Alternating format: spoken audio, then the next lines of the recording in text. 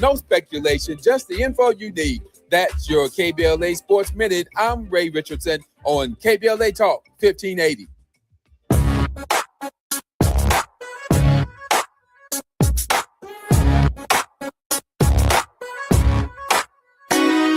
The Jesse Jackson Jr. Show. The Jesse Jackson Jr. Show. The Jesse Jackson Jr. Show. The Jesse Jackson Jr. Show. Come on and talk with me. Come on and listen to me. Come on and talk with me. Come on and listen to me. KBLA Top 15.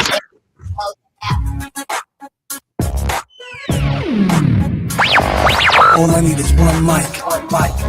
With the KBLA Talk 1580 editorial, I'm James Farr. $2.5 billion.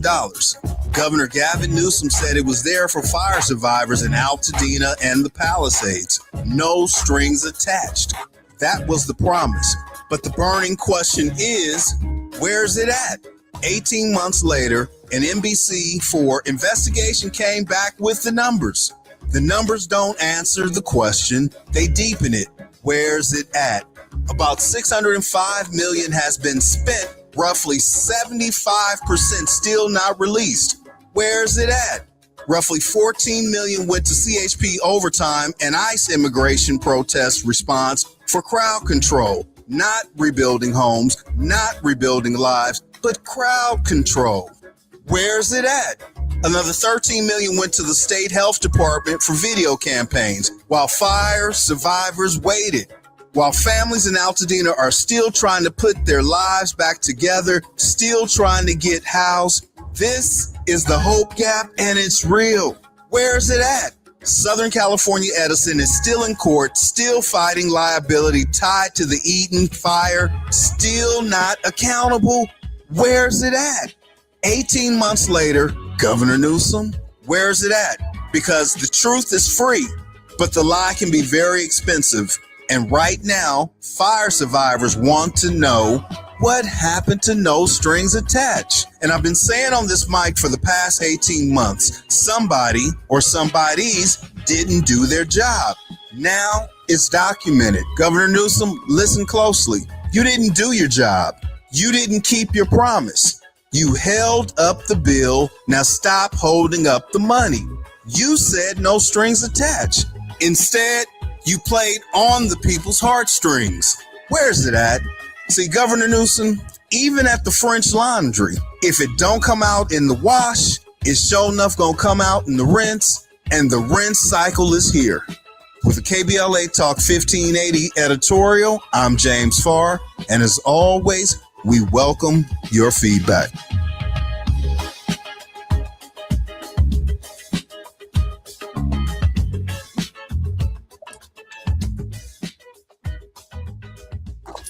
And that's a KBLA editorial. I'm Jesse Jackson Jr. Welcome forward to Fat Meat Fridays on the Jesse Jackson Jr. Show. We are with Brother Farr. Where is it at? Trying to find out where that money is that was supposed to be used for the Altadena fire and the other fire that took place in California. And we're counting on the governor to get back to us here at KBLA Talk 1580 so we can find out where it's at.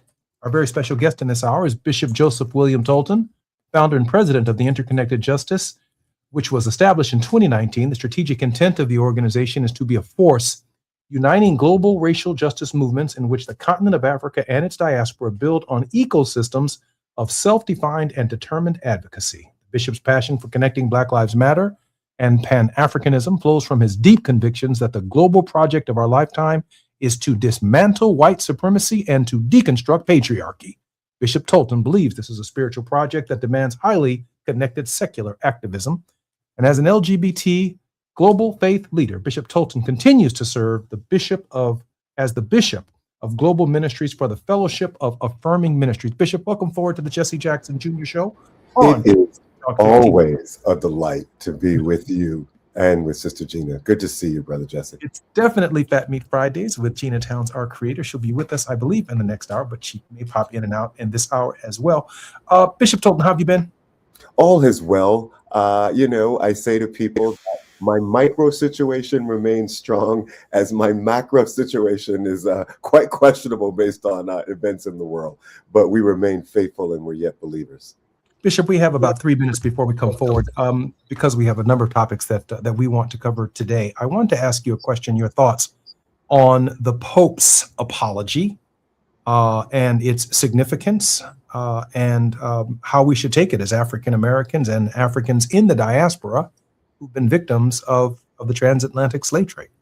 This is an incredibly important moment that cannot be emphasized. I celebrate the Pope for what he did. It's important for our viewers to remember and to walk with us through history. We know that it was the doctrine of discovery. This was a papal decree that literally set off the transatlantic slave trade, not only justified it, but charged particularly the King of Portugal to move in that direction. So we know that Pope Francis certainly spoke to these issues, but to have Pope Leo come out and address it in such a clear way, I think is really strategically important for us as people of African descent, because based on the ways in which the white Christian nationalist movement is seeking to use Project 2025 as a re-articulation of the doctrine of discovery, it was incredibly important for the Pope to speak truth to power. And I hope that we will rally and mobilize around what he said and keep that momentum going.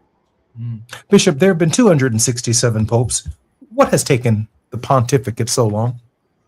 I think that to some degree, the current moment certainly spoke to the need for this. I think that in part what has taken the Pope so long is that there is tremendous fear and pressure that that kind of an apology is actually the substantiation and foundation for a cry for reparatory justice. And I just think that politically, the political winds, particularly around Europe and the United States, have been so counter to that as a notion that it has really been the dam keeping a Pope from speaking out. But this is a new moment today, and again, one that we must seize. You know, Bishop, the vicar of Christ, that's what they refer to the Pope as. They trace the lineage of popes, all 267 of them, back to Jesus of Nazareth, of course, back to St. Peter. On this rock I shall build my church. I know that we don't have much time and we can deal with it for just a moment when we come forward. But it seems to me that 267 popes, or at least 266 of them, have been so quiet on a subject matter that is of such critical importance to world Christendom. I'm Jesse Jackson Jr. You're listening to the Jesse Jackson Jr. Show on Fat Meat Fridays with Gina Towns and Bishop William Tolton, Bishop Joseph William Tolton. More when we come forward on KBLA Talk 1580. We're starting with the Pope today.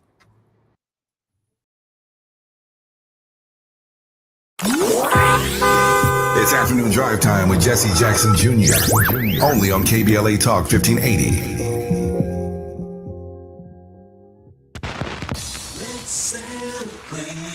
Y'all did it!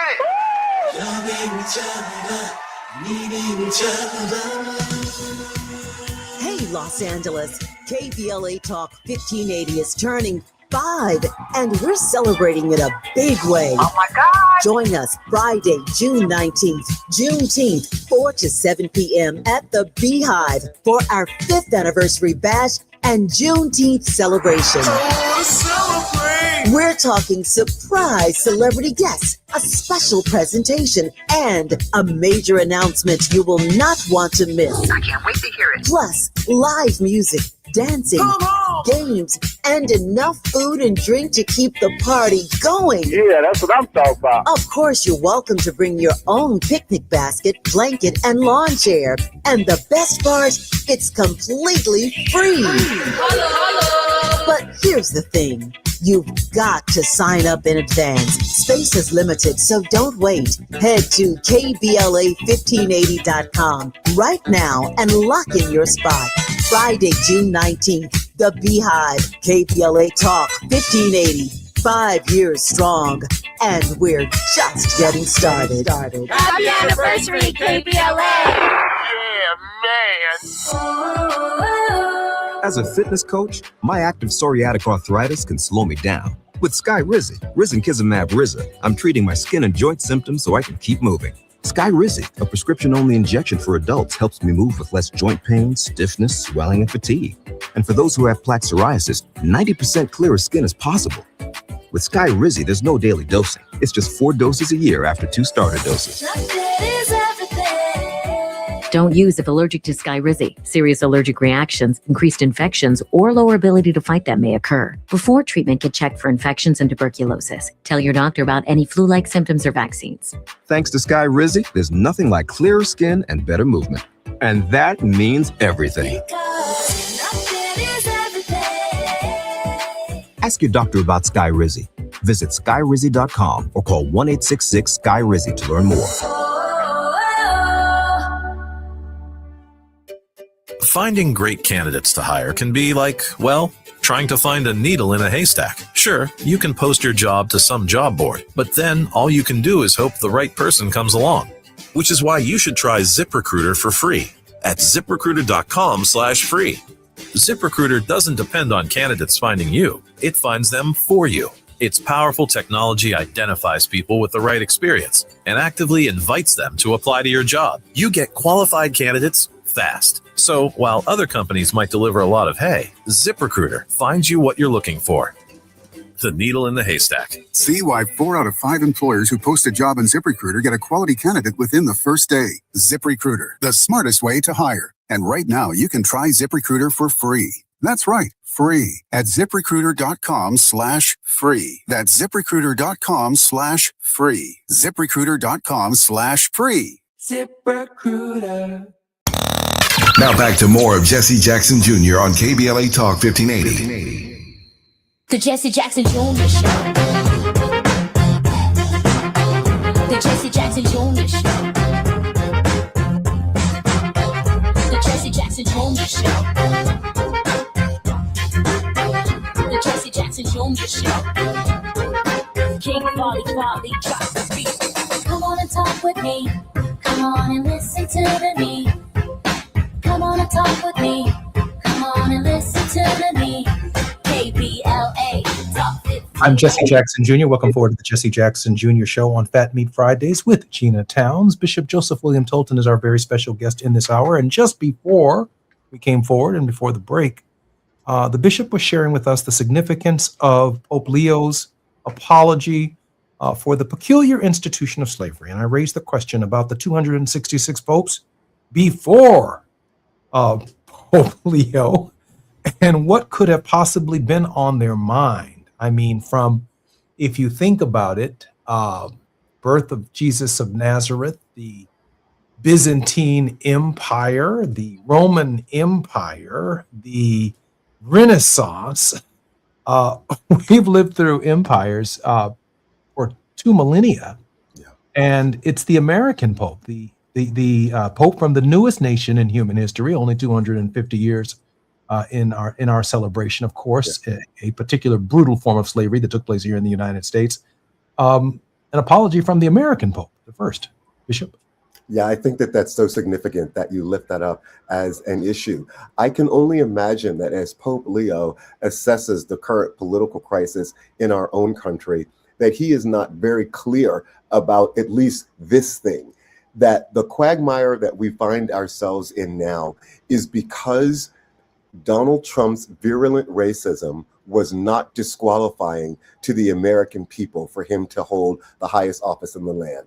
Particularly, it was not disqualifying for white Americans. And then beyond that, more specifically, we know that the heartbeat of his support is coming from white conservative Christians who are adherent to a very particular brand of Christianity that not only allows them to traffic in racism, but on many levels is the inspiration for that.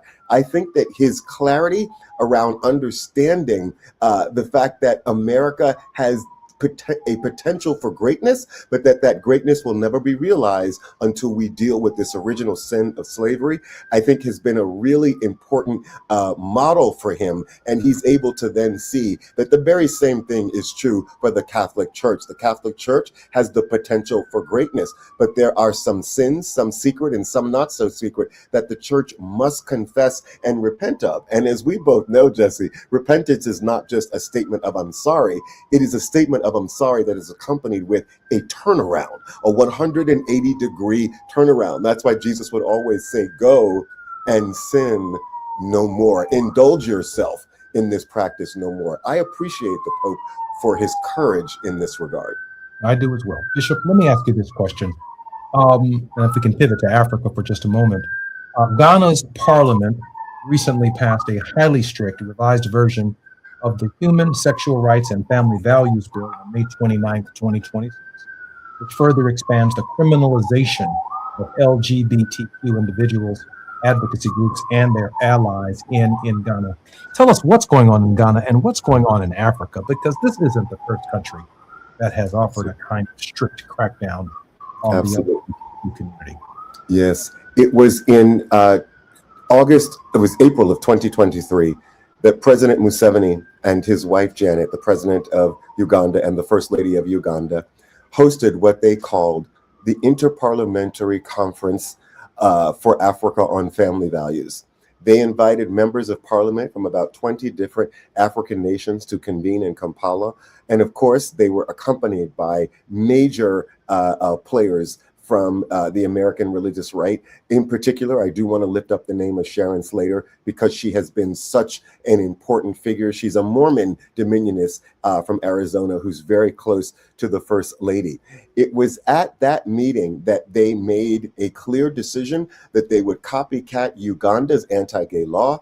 They would distribute it across the different delegations of members of parliaments from across the 20 or so African nations that were there. And they were now marching toward a crusade where they had a vision for creating an Africa that blacked out all political and social recognition of anybody who did not ascribe to being heteronormative. That became their mission. That mission is driven by the fervor on the ground, by the believers who have been conscripted into this campaign of understanding themselves as Africans and African Christians to some degree based on their rejection of homosexuality. Africa is asserting itself at this moment as it should. It's often described as a sense of collective defiance. That collective defiance you can see in Francophone countries who are pushing back against the ways in which their monetary system has been so captured even since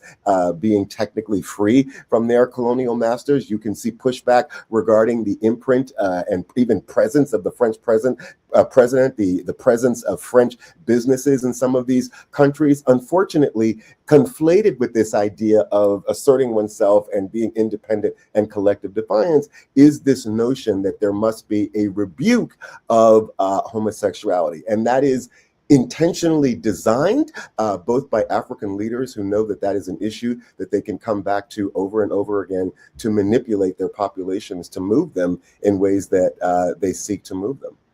You know, Bishop, I find this somewhat troubling in this regard theologically. Many of these sub-Saharan African countries were the beneficiaries of liberation movements that fought against colonialism. From outside European forces, from America, to the extent that we did not support, for example, the end of the movement in apartheid until such time as the Black Caucus and other progressive organizations in this country began to sensitize the government, run candidates for office, and bring apartheid to the forefront of American consciousness, and begin to leverage our country. And I can note that in our liberation theological traditions, an amazing openness comes from our tradition in terms of understanding the development of human rights in our own system. But what I don't understand for the life of me, given Africa's liberation theological tradition, the fight and the war against colonialism, why their theological tradition doesn't expand into a human rights critique or narrative that is inclusive, as opposed that one that would welcome the very people and descendants of the very people who were responsible for the colonization of people from Virginia around to Texas here in the United States. Help me with this, Bishop. I'm confused why Africa can take 2 steps forward in terms of fighting colonialization, but it can't take 2 steps forward in the direction of human rights. We certainly know that the Catholic Church is a global entity. When we look at the mainline denominations under the Protestant banner, one of the only mainline denominations that is still truly a global church is the United Methodist Church. In the 1980s, the United Methodist Church, as it continues to do so, would have quadrennial every 4-year meetings, and they would take votes to take major pronouncements and positions on very, very key political issues.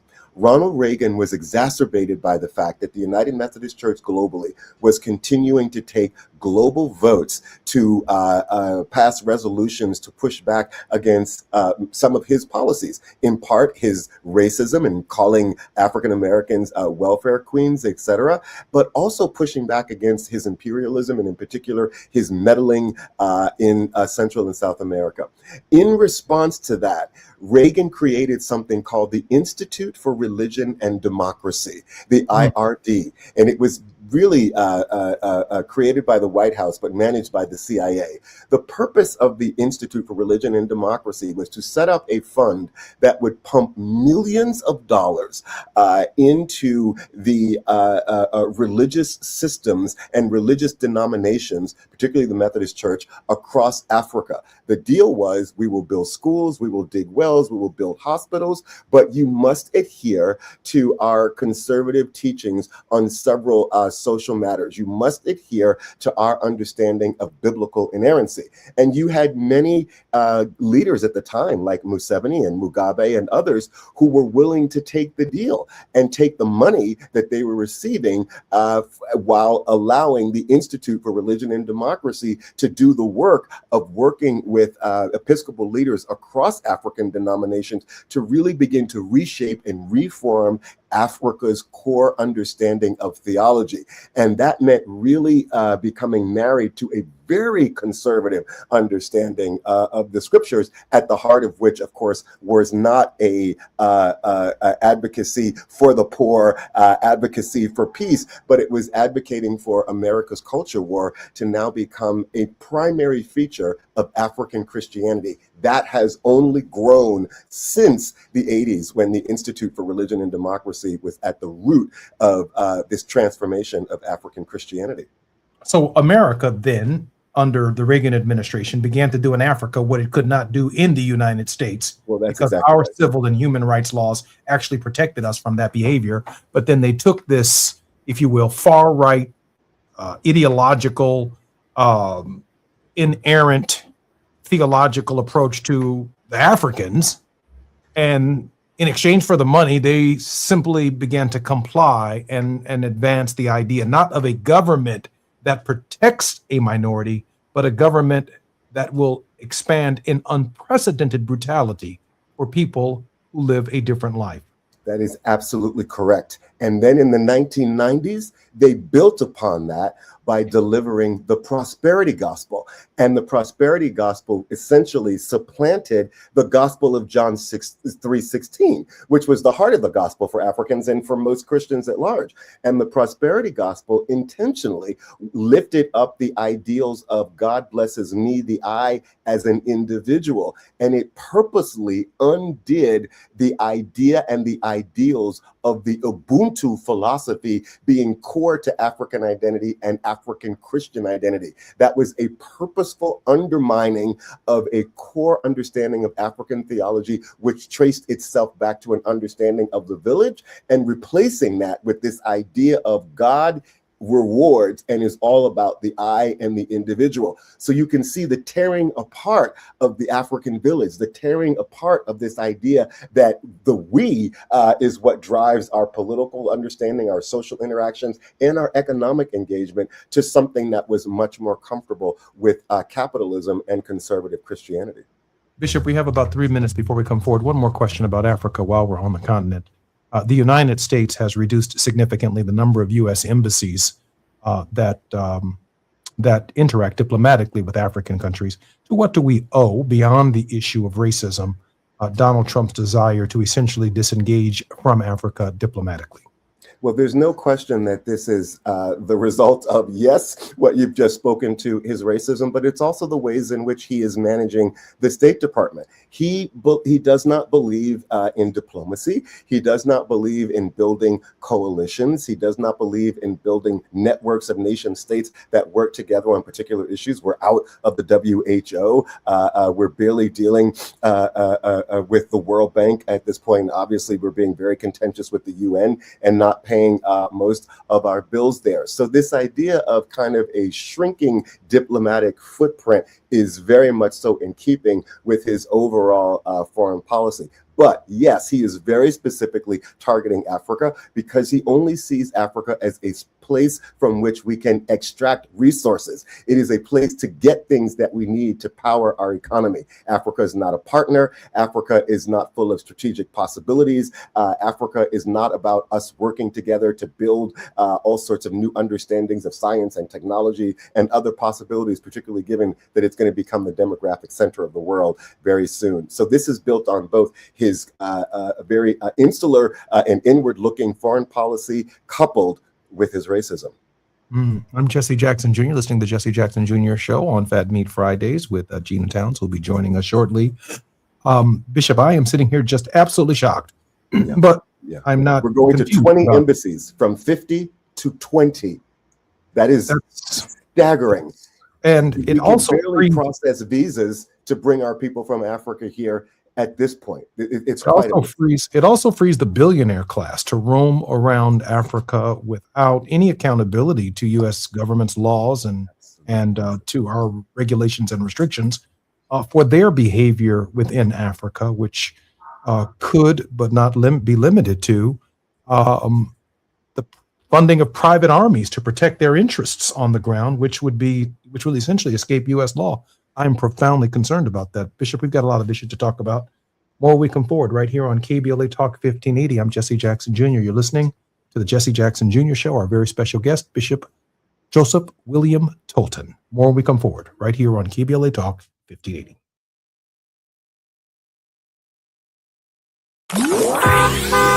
It's afternoon drive time with Jesse Jackson Jr. Only on KBLA Talk 1580.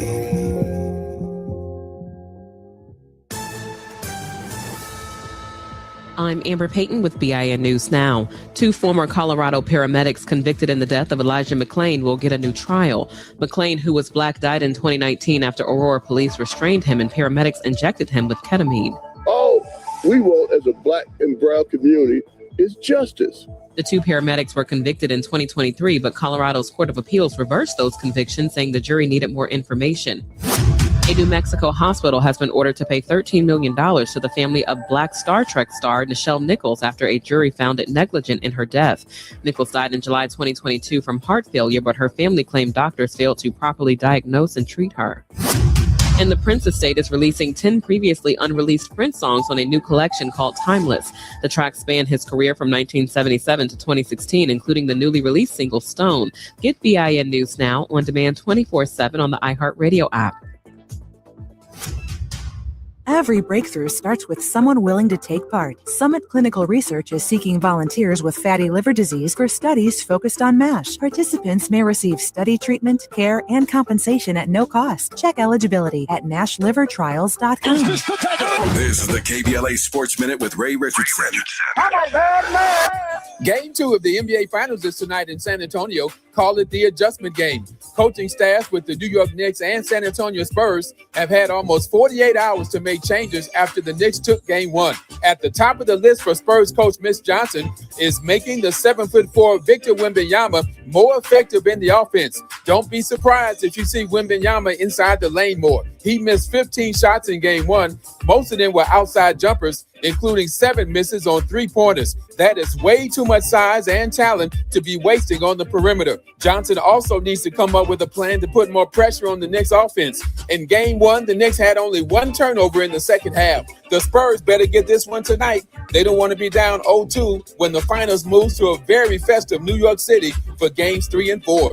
5:30 tip-off tonight on ABC. No debates, no speculation, just the info you need. That's your KBLA Sports Minute. I'm Ray Richardson on KBLA Talk 1580.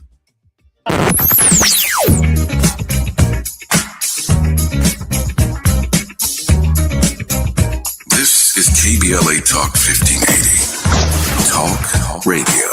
That's music to your ears. We're unapologetically progressive.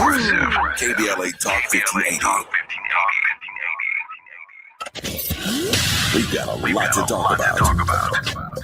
Hi, I'm Zoe Williams, aka the Voice of Reason, encouraging you to join me weekdays from 7 to 9 p.m. for the world's most intriguing relationship radio roundtable. Every night, I facilitate and encourage our loyal listeners to participate in the most engaging relationship discussions you'll hear anywhere. So make it a point to rendezvous with me, Zoe Williams, the Voice of Reason, Monday through Friday, 7 to 9 p.m. Pacific Standard Time.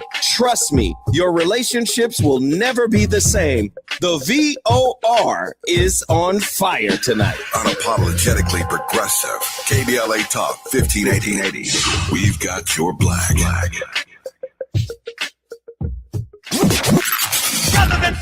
In a world full of noise, one station keeps it real. KBLA Talk 1580, where the conversation goes deeper, the voices sound like yours, and the issues that matter most to our community take center stage. Progressive, powerful, unapologetically us. Whether you're driving through the city or tuning in from your home or office, join the public square. KBLA Talk 1580. Your home for talk that enlightens, encourages, and empowers. Listen live on our free KBLA 1580 app, on our website at KBLA1580.com, or on your radio dial at 1580 AM. Unapologetically progressive. All I need is one mic. With a KBLA Talk 1580 editorial, I'm Tavis Smiley. It's high time that we say the quiet part out loud about what we consider a disgrace, an absolute disgrace to the people of South Los Angeles. Destination Crenshaw, or as I call it, Procrastination Crenshaw, was supposed to be a 1.3-mile celebration of Black Los Angeles. Pocket parks, commissioned art, a cultural corridor along Crenshaw Boulevard, stretching from our studios in Leimert Park down to Nipsey Hussle Square. It was set to complete in 2022. That's right, 2022. We are now in 2026, and the Crenshaw community is still waiting. A grand opening was announced for February 2024. That date passed with not a single artwork installed. Then we were promised that construction would be completed by the end of 2024. That date came and went. Our understanding is that as of last fall, the 8th Council District Office was still scrambling to raise additional monies just to restart the project, which has been paused again and again. But here's what makes my blood boil. City officials had the nerve to tell this community the delays are, quote, a necessary inconvenience, close quote. A necessary inconvenience? First of all, who are you talking to? Second, go tell that to the Black business owners who have been coping with construction chaos, breathing dust, enduring years of road closures and the scarcity of available parking, confronting unsanitary conditions, losing customers and revenue, all while the project they were promised still sits unfinished. They wouldn't let a project sit this long in any other part of this city. And for what it's worth, our elected official just happens to be the president of the LA City Council. Meanwhile, the city is laser focused on sprucing things up for the World Cup and the Olympics. Please, if this corridor were in Brentwood or Beverly Hills, it would have been completed on time, on budget, and on the cover of every magazine in town. The Crenshaw community deserves better. They deserve the truth, and they deserve what was promised to them. Now, right now, not when it's convenient, not when the cameras are rolling for the Olympics.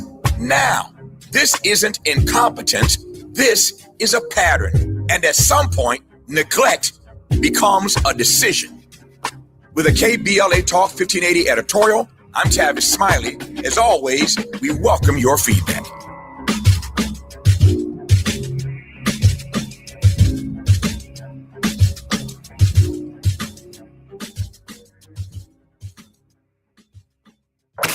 You're listening to Jesse Jackson Jr. on KBLA Talk 1580. The Jesse Jackson Jr. Show.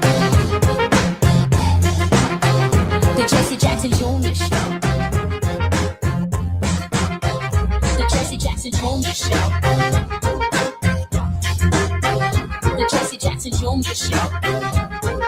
King Folly Folly drops the beat. Come on and talk with me.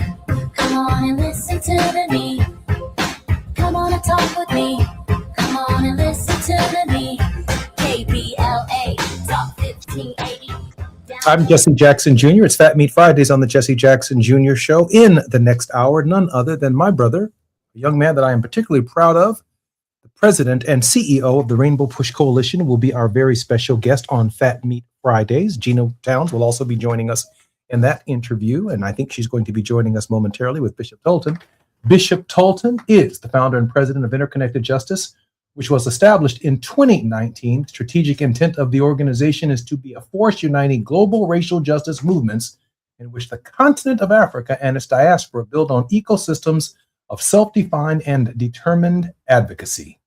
As an LGBTQ global faith leader, Bishop Tolton continues to serve as the Bishop of Global Ministries for the Fellowship of Affirming Ministries. In this capacity, he designs and manages TFAM's justice ministries and collaborations outside of the United States with a focus on East Africa. Bishop Tolton works directly with leaders to build integrated justice movements, connecting activists with civil society advocates, media professionals, academics, and political leaders. Bishop Tolton, welcome forward to the Jesse Jackson Jr. Show on KBLA Talk 1580. Good to be here on Fat Meat Friday, brother. I'd be nowhere else. I appreciate you being here. Bishop, let me ask you a question. There are some other crises that are taking root on the ground in the continent of Africa. The spread of the Ebola virus and a number of reports I've seen recently on CNN where some of their top reporters have actually had to don on the protective gear to see the condition of the patients. And these are the kinds of early warning crises on the question of health that our embassies, that the United States Agency for International Development, USAID, the kinds of concerns that the CDC, as well as the National Institute of Health, has had, because it may not be the Russians, it may not be a nuclear weapon, but something as small as a virus, making it here to the United States or to anywhere, quite frankly, in the developing world, could be as catastrophic as anything we've ever experienced, quite frankly, in human history. This administration has systematically dismantled a lot of that infrastructure. Bishop Tolton, how bad is the Ebola outbreak, and why should we be concerned? Dear brother, this particular story is very close to my heart. The interconnected justice presence around the continent of Africa is particularly strong in the Congo and in Goma, one of the three cities that has been so taken by this current virus. And so I am in constant touch with our interconnected justice leaders there. And the crisis is very real. And what we're really seeing is in Eastern Congo is not just an Ebola outbreak, but this is the convergence of a public health crisis, an armed conflict, and global neglect. These are really questions of governance, of sovereignty, and of whose lives the international community considers worth protecting. The crisis is acute on the ground, in part because the incubation period for this particular strain of the virus is 3 weeks. So you can imagine someone walking around for 3 weeks not knowing that they have this. It makes contact tracing very, very, very, very difficult. And when we think about USAID and the role that they would have played, it would not have prevented the crisis, but it would have helped to minimize the crisis for sure, because you've got issues of early detection, you have issues of containment, and then issues of contact tracing, where you need tools, you need communications, and you need trained staff. Much of that would have come from USAID, and unfortunately, our compromised presence on the ground has meant that we have had a very a slow response to this Ebola outbreak. But it's also important to lift up that there is an ongoing war that's happening in the midst of this conflict, making it very difficult for UN workers and other medical staff to actually get to the people that are in need. We did have the Washington Accord signed a few months ago, but that written document and the political reality on the ground, there's a chasm between it. There is still an active armed conflict. M23 as rebels that do work for Kagame, the president of Rwanda, have control of the city of Goma and Bukavu. And despite the fact that they're still considered technically a part of the Congo, there are two parallel governments that are operating on the ground in the eastern horn of the Congo, while at the same time, Uganda's proxies in the ADF militia, they're continuing to fight on the border of Uganda and the Congo. So it's just important to remind our viewers again and again about how rich in natural resources this part of the world is. 75% of the world's cobalt deposit is in the Democratic Republic of the Congo. So it is because this part of the world is so wealthy and particularly relevant to powering our economy today, there is such an interest in so many different international forces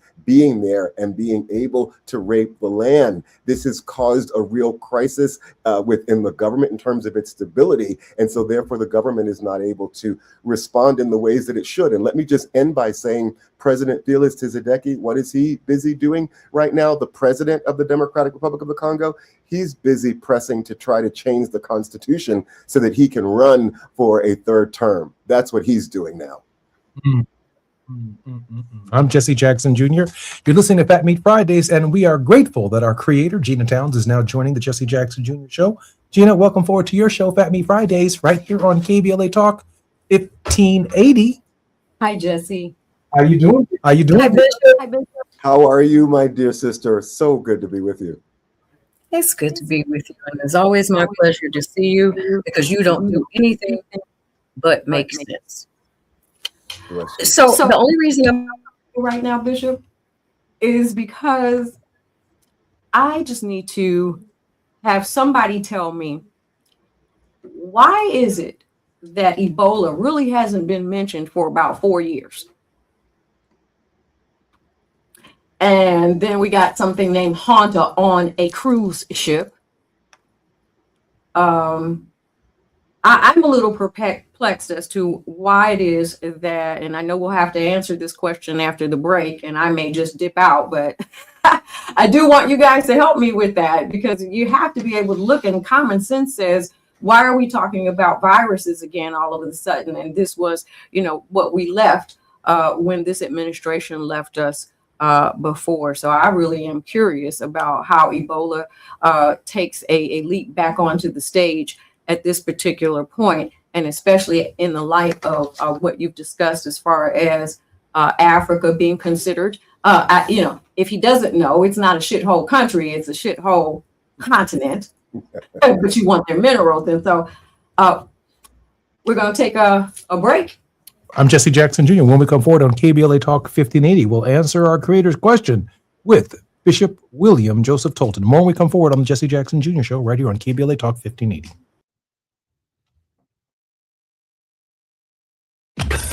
While you're stuck in traffic, we can at least bring you up to speed on the news of the day. You're listening to Jesse Jackson Jr. only on KBLA Talk 1580.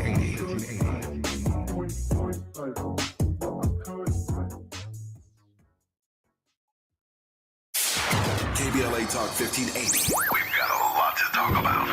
Tired of being locked out of job opportunities and shut down by systemic racism? KBLA Talk 1580 stands with you in fighting for the rights of black workers, and we don't black down. The Los Angeles Black Workers Center is a dynamic alliance of workers, organized labor, community-based organizations, clergy, students, and scholars working collectively to improve the position of the black working class. The LA Black Workers Center takes a comprehensive approach to addressing the black jobs crisis. Their programs promote access to quality jobs, racial equity in hiring and retention, discrimination-free job sites, and they prepare black workers for employment in high-wage career track jobs. The LA Black Workers Center supports workers who need help protecting their rights on the job. They give workers access to quality jobs and remove systemic barriers to employment. And they are advocating for a fair deal for black workers in the new Los Angeles City Charter. To sign up for free career readiness training, get involved in organizing, or learn about union apprenticeship programs and trade registries, please visit lablackworkercenter.org. That's lablackworkercenter.org. Together, we can beat the black jobs crisis and build a more equitable Los Angeles. This is a community call to action from KBLA Talk 1580.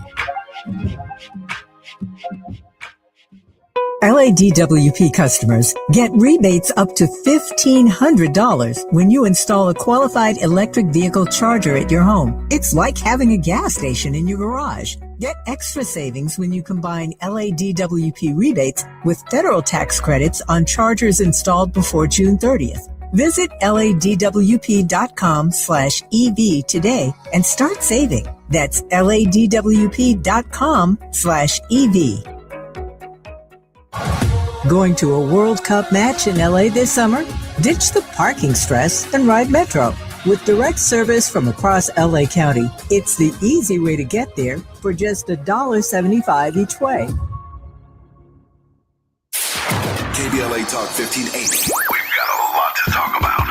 KBLA Talk 1580, connecting you with services and solutions. At the heart of the Al Wooten Center's mission for good citizenship and academic excellence is a desire to ensure that every student avoids the kind of lifestyle and overcomes the kinds of challenges that led to the murder of Al Wooten Jr. In 1990, founder Myrtle Fay Rumpf opened the center in honor of her son's life. In 2026, they are serving more than 300 students in grades 3 through 12 annually online and on site at their youth center and other sites in the South LA area. The Al Wooten Jr. Youth Center takes a neighborhood approach to the revitalization and empowerment of a community in crisis. The Wooten Center provides free after-school and summer programs to help students in grades 3 through 12 attain grade-level proficiency and promotion, high school graduation, and college and career access and success. The Al Wooten Center focuses on academics, STEM, the arts, and so much more. Join them for an enriching experience that sparks creativity and nurtures young minds. Tap in at wootencenter.org. That's wootencenter.org. This is a community call to action from KBLA Talk 1580.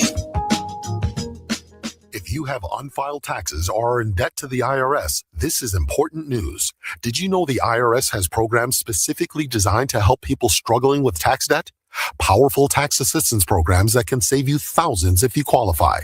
No one knows these programs better than the experts at Optima Tax Relief, America's most trusted tax resolution firm. A-rated by the Better Business Bureau, their award-winning tax attorneys and licensed professionals have resolved over $3 billion of tax debt for their clients.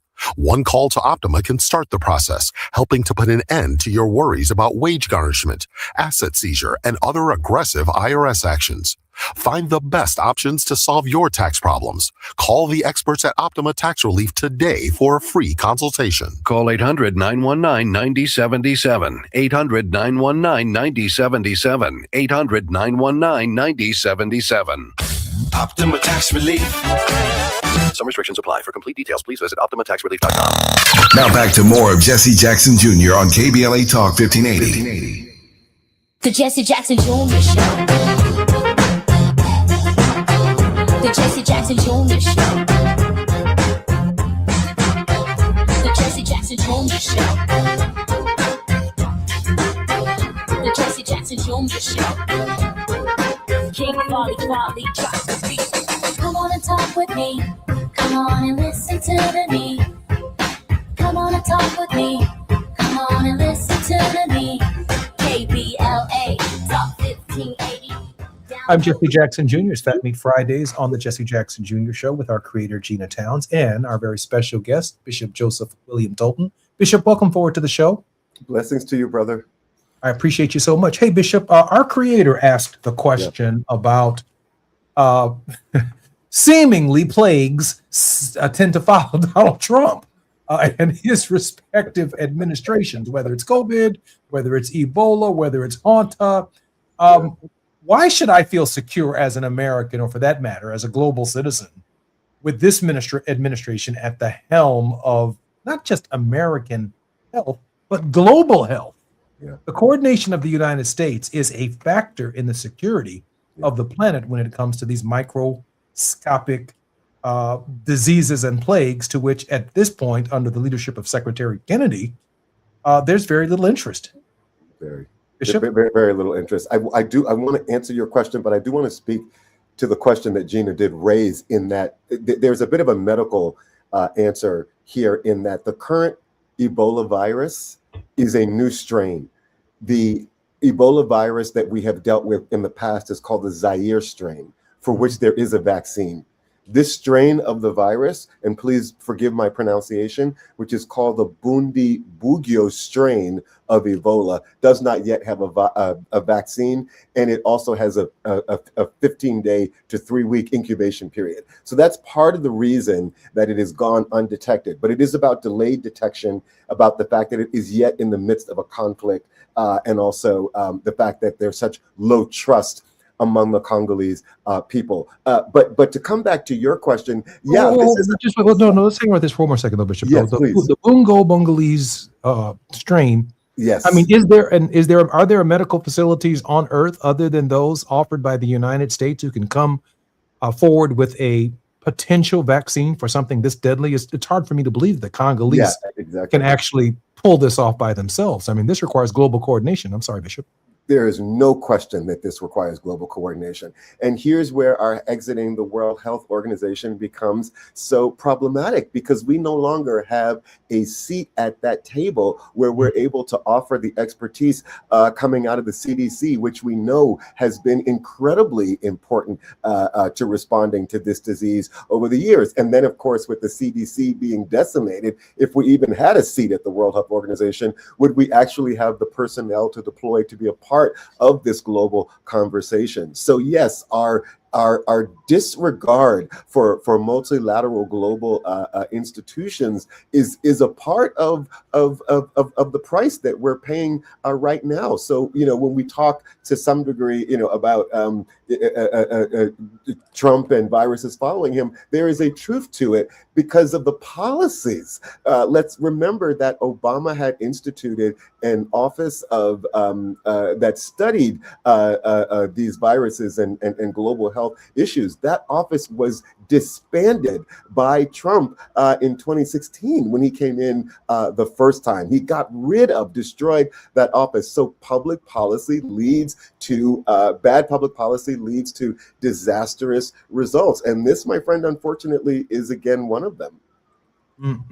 Bishop, I know we just have a couple of minutes before we come forward, and I do want to leave time for your word of hope. So let me ask this question here about the new work requirements that the government is asking of us here in the United States in exchange for some of our healthcare benefits. Your thoughts on that, Bishop, before we get to your word? Absolutely. And I want to be as succinct as I can here. There are a group of autocrats around the world who are deeply vested in the project of undoing the progress of the 20th century. Much of the progress of the 20th century was coming to an understanding of our equality as human beings, and also the idea that we all had inalienable human rights because we are human beings. And out of those human rights are driven many policies that reinforce this collective world understanding and embrace of that notion and of that idea. Democracy, of course, plays well when we're talking about the advancements of human rights juxtaposed to participatory government. For autocrats, this is a great problem. And so there is an intentional movement to disband the architecture that supports our understanding of 20th century human rights. And they want to replace it with what they call natural rights, so that our first right is to have a consciousness to believe in God. Our second right is to own property. And then our third right is that we have a right to have a gun to actually protect that property. That is the formation of human rights that this administration is developing and designing, not only to impose on Americans, but it's being worked on in the State Department under this idea of the promotion of natural rights supplanting human rights.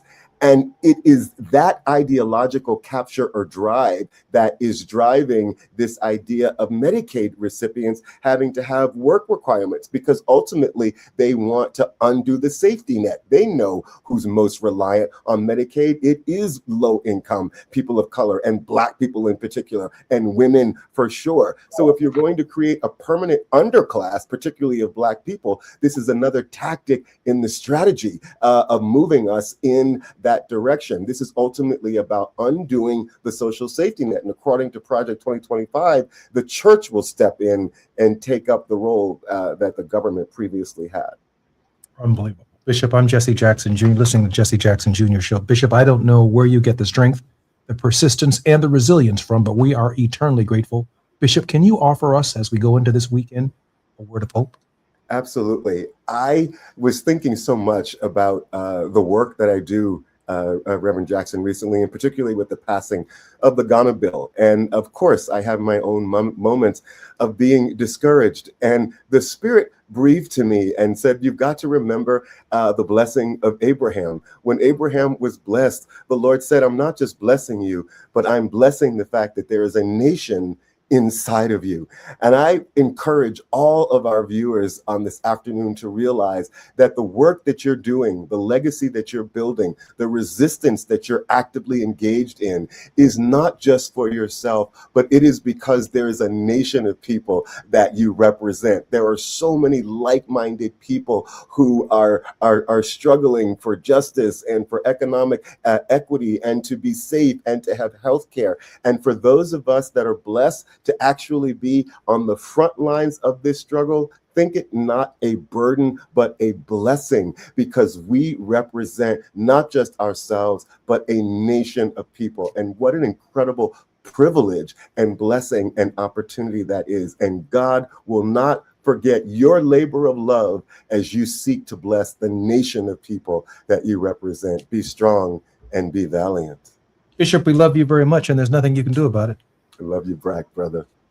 Can't wait to see you next time. I'm Jesse Jackson Jr., listening to the Jesse Jackson Jr. Show on KBLA Talk 1580.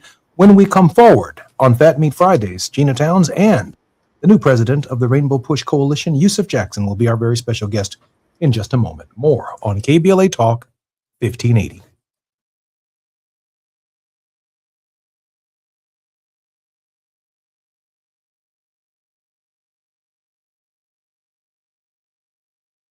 KBLA 1580 Santa Monica. I'm Amber Payton with BIN News Now. 2 former Colorado paramedics convicted in the death of Elijah McClain will get a new trial. McClain, who was black, died in 2019 after Aurora police restrained him and paramedics injected him with ketamine. All we want as a black and brown community is justice. The 2 paramedics were convicted in 2023, but Colorado's Court of Appeals reversed those convictions, saying the jury needed more information. A New Mexico hospital has been ordered to pay $13 million to the family of Black Star Trek star Nichelle Nichols after a jury found it negligent in her death. Nichols died in July 2022 from heart failure, but her family claimed doctors failed to properly diagnose and treat her. And the Prince estate is releasing 10 previously unreleased Prince songs on a new collection called Timeless. The tracks span his career from 1977 to 2016, including the newly released single Stone. Get BIN News Now on demand 24/7 on the iHeartRadio app. Every breakthrough starts with someone willing to take part. Summit Clinical Research is seeking volunteers with fatty liver disease for studies focused on MASH. Participants may receive study treatment, care, and compensation at no cost. Check eligibility at NASHlivertrials.com. This is the KBLA Sports Minute with Ray Richardson. Game 2 of the NBA Finals is tonight in San Antonio. Call it the adjustment game. Coaching staffs with the New York Knicks and San Antonio Spurs have had almost 48 hours to make changes after the Knicks took Game 1. At the top of the list for Spurs coach Mitch Johnson is making the 7'4" Victor Wembanyama more effective in the offense. Don't be surprised if you see Wembanyama inside the lane more. He missed 15 shots in Game 1. Most of them were outside jumpers, including 7 misses on 3-pointers. That is way too much size and talent to be wasting on the perimeter. Johnson also needs to come up with a plan to put more pressure on the Knicks offense. In Game 1, the Knicks had only 1 turnover in the second half. The Spurs better get this one tonight. They don't want to be down 0-2 when the finals moves to a very festive New York City for Games 3 and 4. 5:30 tip-off tonight on ABC. No debates, no speculation, just the info you need. That's your KBLA Sports Minute. I'm Ray Richardson on KBLA Talk 1580.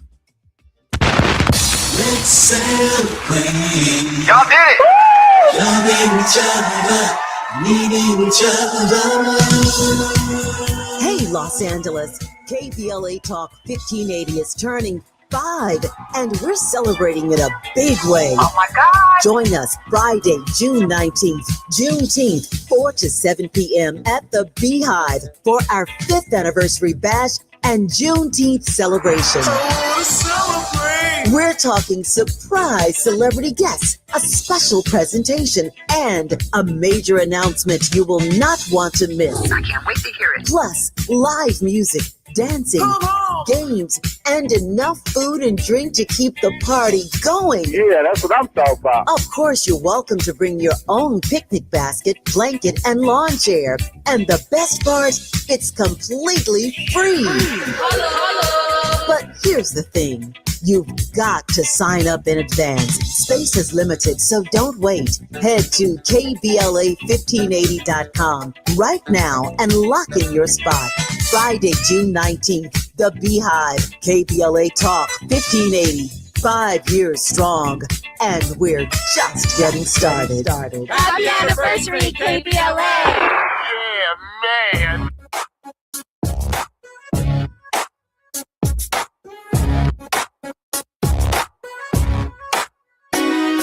The Jesse Jackson Jr. Show.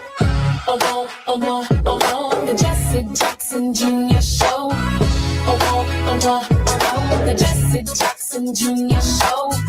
Oh, oh, oh, oh, oh. The Jesse Jackson Jr. Show. Oh, oh, oh, oh, oh. Come on and talk with me. Come on and listen to me. Come on and talk with me. Come on and listen to me. KBLA, Talk 1580, download the app.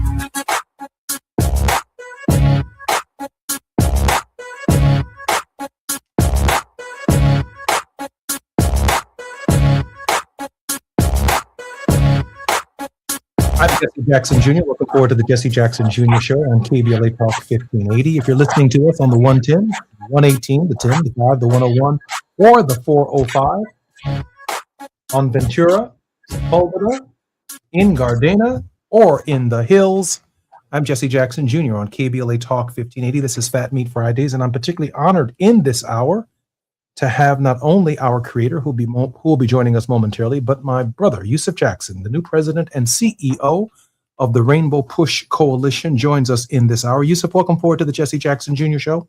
Mr. Jesse Jackson Jr., thank you very, very much. May I start by asking you a question, or do you want to ask me first? Well, I'd like to ask you a question first, if you don't mind. Yusuf, I know you have a conference that's coming up that's particularly important given all of the issues that we have been confronting across the country at this hour. Can you share with us any and all details that you're willing to share with us about the Rainbow Push Conference that's coming up very soon? I am, Jesse. Thank you very much. On June 10 through 13, Wednesday through Saturday, this coming week in Chicago, Illinois, we're having our annual conference in Chicago. You can register for the conference at www.rainbowpush.org, www.rainbowpush.org. The conference is free. We have a kind sponsor who sponsored all the registrations on the front side. It's over 4 days. Wednesday morning, we start with the Youth Day. We'll have civic engagement, civic activity for younger people. That's ages basically 14 to 21. We'll have voter registration, voter education, seminars and classes and panels on why it's important to be involved civically. At the same time, we'll have activities for them. We'll have free haircuts. We'll have free nail salon. We'll have headshots, expungement activities, as well as resume support. We'll have a podcast room, and then outside we'll have a 3-point contest, some basketball, some activities, some sports, some food trucks. So we have a fun day for you to engage and also learn about the importance of civic engagement. And then Thursday is a day we have designed to honor the life and legacy of my father, Reverend Jesse L. Jackson Sr. Some of the highlights, and there are many. We're going to have a seminar on what does the 4th of July mean to me. We'll have a representative from the Cherokee Nation, as well as Jewish Americans and Lebanese Americans and African Americans, talking about their experience with the meaning of the 4th of July to them. I will have a special fireside chat with Secretary of Transportation and Governor Pete Buttigieg, as well as a special opportunity to have a fireside chat with former Secretary of State Hillary Clinton. And then on Friday, we have a wonderful event celebrating 3 important religious figures in Chicago. We're going to have the Jesse Jackson Lifetime Achievement Award for Freedom and Justice to Bishop Byron Brazier, as well as Bishop Michael Eady, and a special tribute to our brother, Reverend Dr. Jeremiah Wright. And then we're going to have an important conversation with me, Derek Johnson from the NAACP, the president, as well as Janae Nelson, to talk about the role of the civil rights movement at this moment in time in this era. Then on Saturday morning, we go back to our Saturday morning program. So it's a full weekend of activities. We have a link for hotels, for discounts, www.rainbowpush.org. Come if you're in Chicago and join us. Also come and travel. You'll meet some people that you have never seen before and that you'll end up building some community with. So that's the conference. But here's the thing, Jesse. Our conference title and our theme is Fulfilling the American Promise to Its People. And we're going to take it back on the eve of the 250th anniversary of our nation, the 4th of July. We're going to examine promises made in that declaration, promises unkept, promises made in 1865 at the end of slavery, promises unkept by 1877, promises unkept by 1896, and then us building community to survive that long nadir, then the promise of 1954, 64, and 65. And here we are today in 2026, the legislation that we developed that has paved the way over the last 61 years for the most egalitarian society in the history of America and the history of the world has been undercut by the administration's policies as well as the court. So we're going to examine those things with some really interesting people here in Chicago. And I hope it's engaging and it's fun. It's very, very serious, but it should be a time for us to be reflective. One of the things I've been telling people in my stump speech, Jesse, is that we're not in a moment, we're in an era. We're in a period. So you have to prepare yourself. This may last a long time. The different distance between Plessy versus Ferguson in 1954, 58 years. Who knows how long we're going to be here, but it's not overnight. I am excited about the timeline and the outline that you laid out for the Rainbow Push Conference. I have attended, as you well know, a number of these conferences around the country over many, many years. But I don't think I have heard a more thoughtful reflection of where we were, whither we are tending, and where we are going, based on an outline from the leader of an organization, quite like the outline that you just laid out. And so I'm very excited about the title of the conference, about the scope of the conference, and what you are accomplishing, and hopefully what you will accomplish at the conference as well. You said we have 1 minute before. I'm sorry, go ahead. We intend that you leave the conference with an idea of policy to support some of the positions we're taking. And I'll tell you, the manual that we're basing this book on, this basis conference on, is one written by a great author. Oh, wow. Reverend Jesse L. Jackson, young Jesse L. Jackson Jr., A More Perfect Union, the new 20th anniversary edition. I will tell you, this is a must read for any scholar who wants to learn about the history of the United States. I'm so proud of you, Yusef, and thank you for honoring my contribution to the movement that you're leading and to our movement. We try to base so much of Dad's work in thoughtful scholarship that would matter. I'm Jesse Jackson Jr., Moore with the president and CEO of the Rainbow Push Coalition. When we come forward right here on KBLA Talk 1580.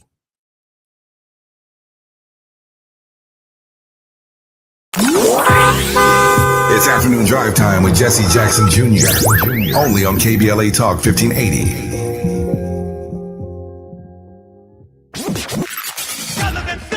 You have something to say, and we want to hear it. KBLA Talk 1580 is engagement radio, not outrage radio. A place where your hopes, your frustrations, and your ideas are welcome 24 hours a day, 7 days a week. Real talk, real people, real Los Angeles. KBLA Talk 1580, the station that sounds like the city looks. Tune in on your AM radio dial at 1580. Download our free KBLA 1580 app or listen live on our website at KBLA1580.com. Unapologetically progressive.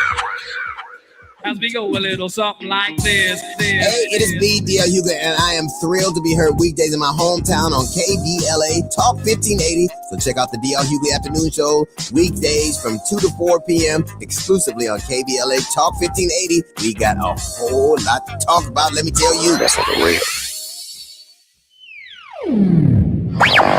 All I need is one mic. With the KBLA Talk 1580 editorial, I'm James Farr. $2.5 billion. Governor Gavin Newsom said it was there for fire survivors in Altadena and the Palisades. No strings attached. That was the promise. But the burning question is, where's it at? 18 months later, an NBC4 investigation came back with the numbers. The numbers don't answer the question, they deepen it. Where's it at? About $605 million has been spent, roughly 75% still not released. Where's it at? Roughly $14 million went to CHP overtime and ICE immigration protest response for crowd control. Not rebuilding homes, not rebuilding lives, but crowd control. Where's it at? Another $13 million went to the state health department for video campaigns while fire survivors waited. While families in Altadena are still trying to put their lives back together, still trying to get housed, this is the hope gap and it's real. Where's it at? Southern California Edison is still in court, still fighting liability tied to the Eaton fire, still not accountable. Where's it at? 18 months later, Governor Newsom, where's it at? Because the truth is free, but the lie can be very expensive. And right now, fire survivors want to know what happened to no strings attached. And I've been saying on this mic for the past 18 months, somebody or somebodies didn't do their job. Now it's documented. Governor Newsom, listen closely. You didn't do your job. You didn't keep your promise. You held up the bill. Now stop holding up the money. You said no strings attached. Instead, you played on the people's heartstrings. Where's it at? See, Governor Newsom, even at the French Laundry, if it don't come out in the wash, it's sure enough gonna come out in the rinse, and the rinse cycle is here. With the KBLA Talk 1580 editorial, I'm James Farr, and as always, we welcome your feedback.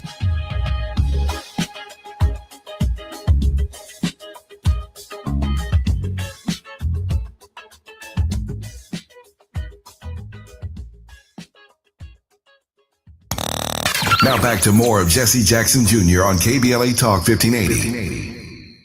The Jesse Jackson Jr. Show. The Jesse Jackson Jr. Show.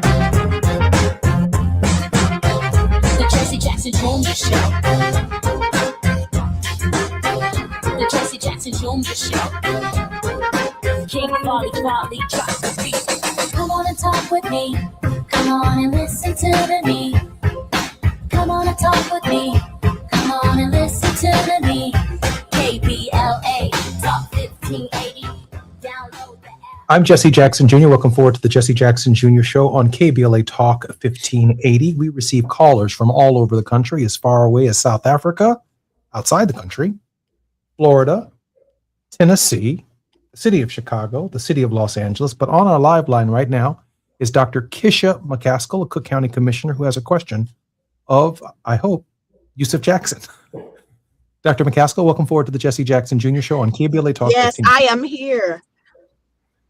Welcome to the show, Dr. Thank you so McCaskill. much for having me, and thank you both. Yes, thank you for your vision. And right before the commercial break, Yusuf said something that is very important to me with regard to policy.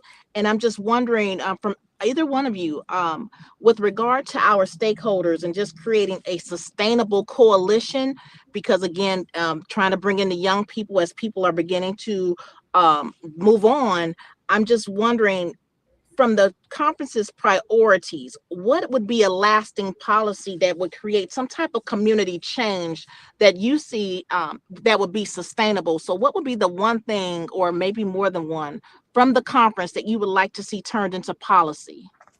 Thank you so much, Dr. McCaskill. So grateful for your call. President Jackson? You know, Dr. McCaskill, it's not one thing really. I'll just reiterate, this is going to be a long journey, and we're not going to get it right perhaps on the first swing at the ball. It didn't take one court decision or one executive order to put us in the position we're now. It's taken a long line of erosion, maybe even from the beginning. I think Jesse Jackson Jr. had it right when he said, look, this thing isn't really going to work without a constitutional amendment to the Constitution that allows us the right to vote. If you don't have that, you're going to be fighting this every whatever period of time that is. 60 years, 20 years, you're going to renew it every whatever integer of time you have, whatever the political dynamic in the country changes, you're going to come back to this issue. Why? Because in mathematics, it's called, I'm going to get to your point, it's called regression to the mean. The mean of our country was that white male landowners could vote. And that was 6% of the country. And so whenever we expand that beyond that original mean, the next integer usually comes back down to that mean. And so we had a period of great expansion from 1965 to 2026. And now we're finding that being curtailed back down closer to that mean. Now that 6% obviously has expanded. The group has gotten bigger. It's included more Eastern and Western Europeans, so it's bigger. But the point is, on the fringes and the edges, those of us who were locked out continue to be at one level locked out. So one of the things we want coming out of this conference is to expand our political maturity. Most groups who have an interest in our government put on a legislative conference, a legislative day, and then they go and lobby Capitol Hill. I say in 63, we marched to Washington. In 83, we had a commemoration of that march. In the 90s, we had a Million Man March. Now we must go and knock on the doors, 50 states, 535 legislators, and give them our agenda. Open up one of those trifolds and have those 5 points that is the African-American agenda. It's not just the Divine Nine agenda. It's not the Urban League's agenda. It's not the NAACP's agenda. It's the diasporatic agenda of African-American people and our allies in our working class. So one of the things I want is for us to put on seriously a legitimate legislative conference, perhaps a day this fall, but really in the legislative spring, we go en masse, 10,000 African-Americans mixed from business to clergy to put on a conference in Washington, D.C., where they begin to understand year after year our issues. Some of them are midterm issues, and some of them are long evergreen issues like reparations. Let me associate myself, Dr. McCaskill, with everything that Yusef has said. One of the great challenges when we recognize our own finitude, and I think undergirds Yusef's point, is that we fight day by day on the micro issues and we don't have a collective national vision. A collective national vision, no matter how difficult it is, we have to reflect upon. But if it were not for the vision to end slavery, which required a 13th, 14th, and 15th Amendment, today we'd still be talking about states that are trying to leave the Union. We'd still be talking about how do we free people from slavery within certain counties and within certain states. We'd still be talking about it. But the fact that we are not talking about it is because the 13th, 14th, and 15th Amendments to the Constitution are real. They are there. The fact that women can vote, the 19th Amendment, it's there in the Constitution.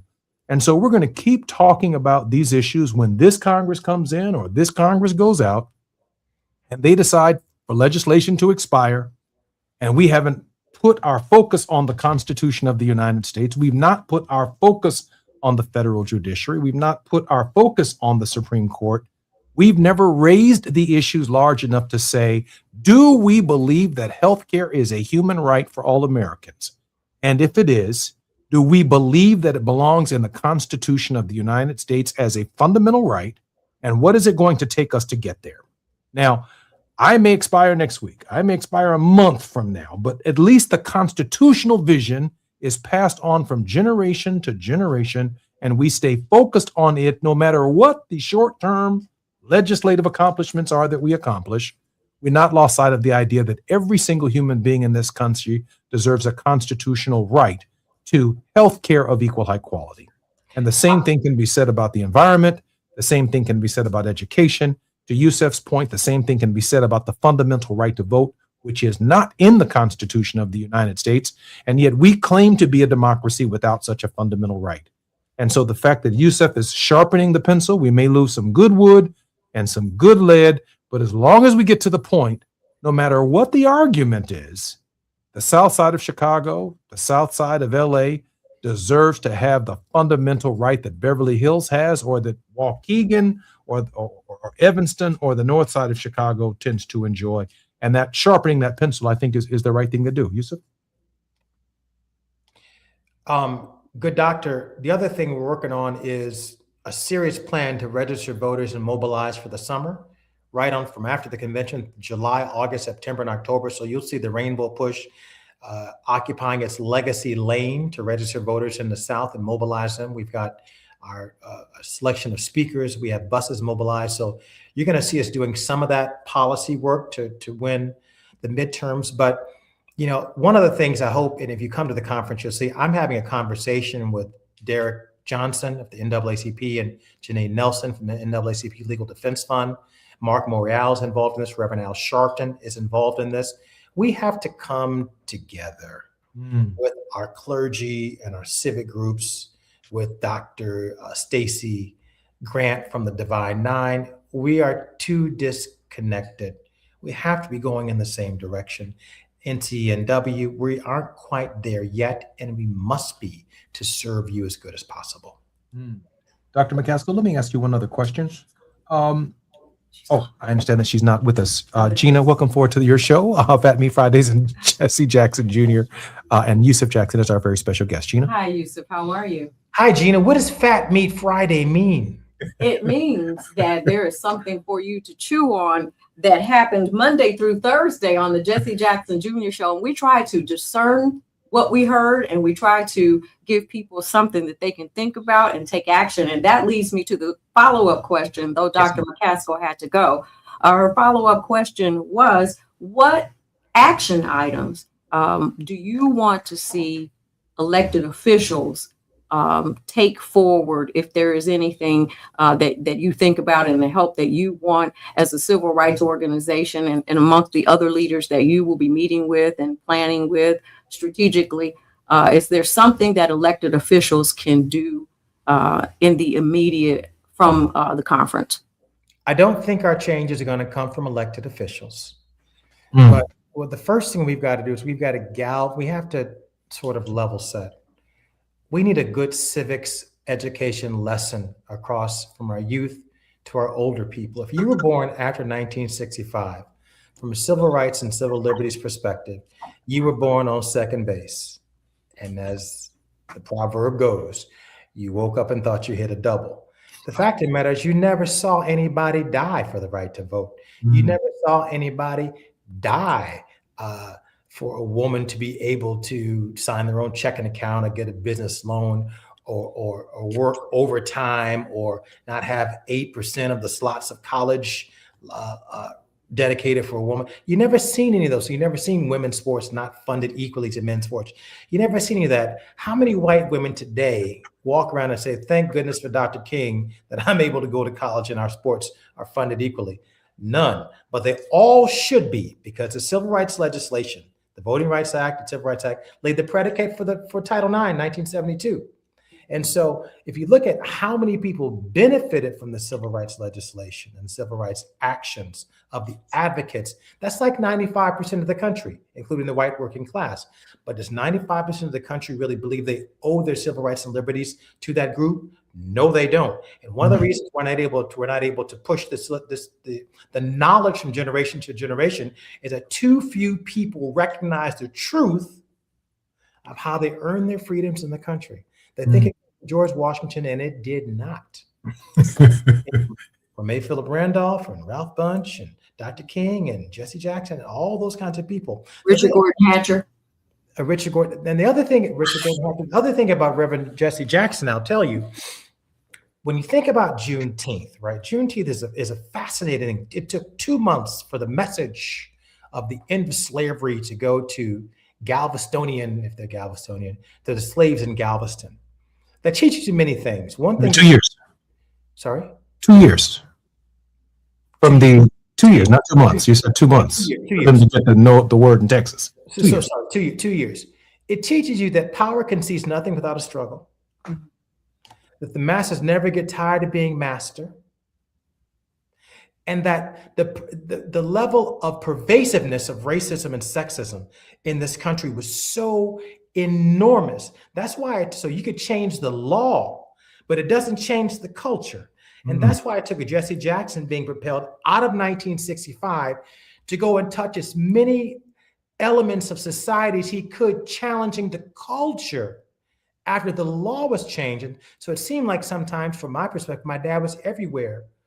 Well, he kind of had to be everywhere to challenge the culture after the law had changed. Absolutely, I absolutely agree with that.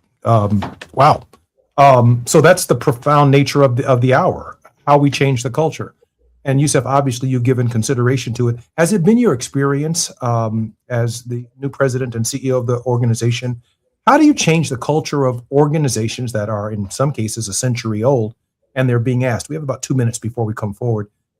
We're being asked to change the culture of organizations that themselves are like battleships. Very, very difficult to turn, given just how quickly most of second Reconstruction is being undermined and dismantled. Yusuf, how do you do that, and where do we begin? Old grapes got to shed those old skins, and we have to retool and refit these organizations for an AI community.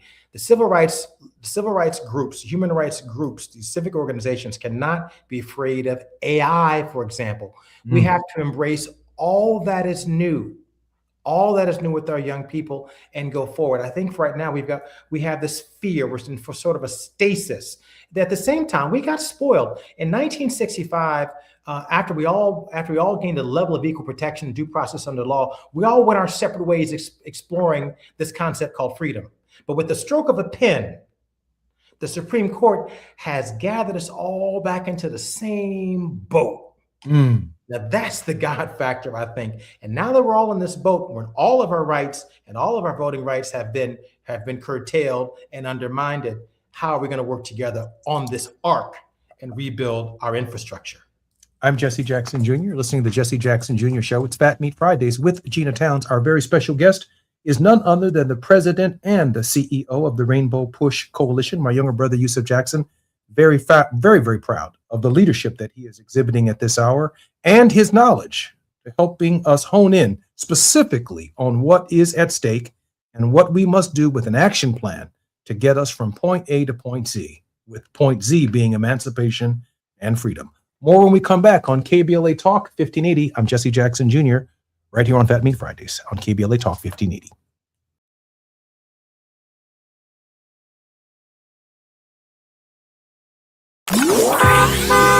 It's afternoon drive time with Jesse Jackson Jr. Only on KBLA Talk 1580.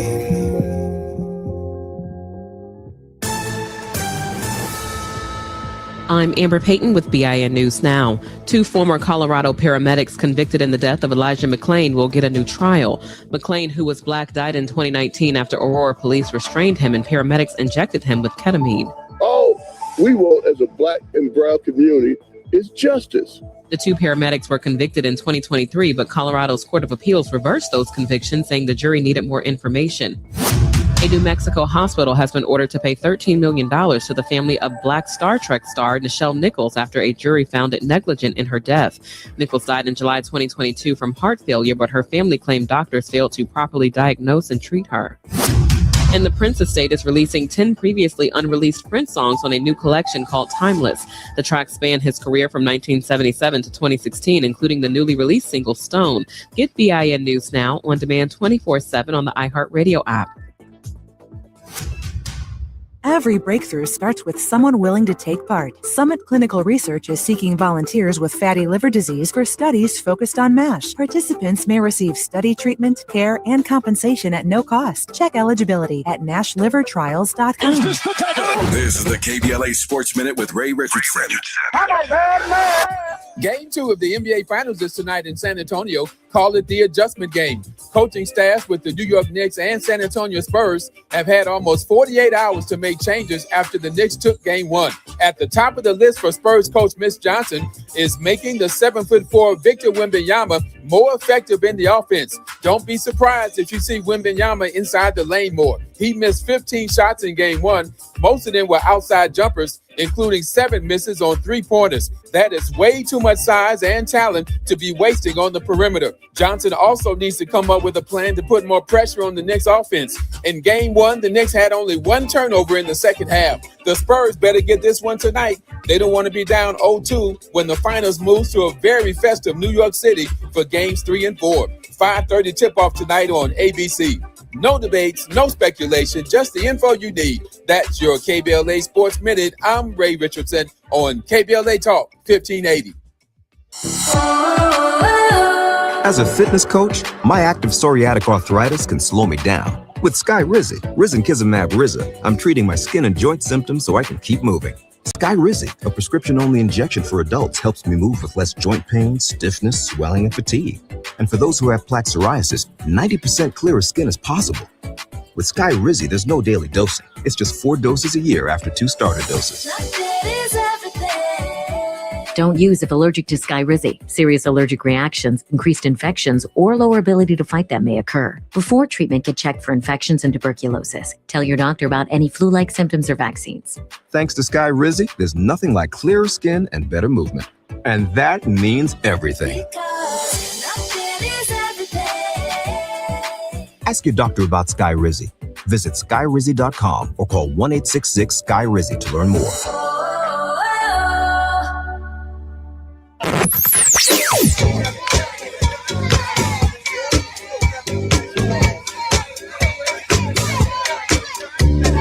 This is KBLA Talk 1580. Talk radio. That's music to your ears. We're unapologetically progressive. KBLA Talk 1580.